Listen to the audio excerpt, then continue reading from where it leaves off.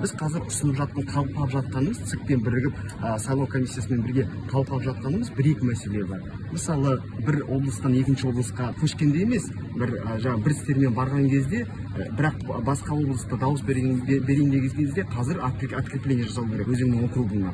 Ал келешекте біз ойлаймыз, оны онлайн түрде жасау керек. Екінші жаңашылдық осы урналар мәселесі. Урналар автоматтың түрде болса, сен салған кезде көрініп тұрса, мынаншама бюллетень салынды, сол бюллетеніңіз рас, ол ешқандай подделка емес, жалған емес, сол алынып, сол жерге осындай урна ретінде бірақ кішкентай құрылғылар болады, компьютер болады, сол арқылы жүргізілсе де сондай бір ұсыныс бар. Ол бірнеше елде қазіргі таңда жүзеге асырылған. Соны біз жаңашылдық ретінде ұсынып отырмыз. Енді келешекте біз сайлау комиссиясымен осы жаңашылдықтар жөнінде тағы да талқылаулар жүргізіп, сосын жүзеге асыратын боламыз.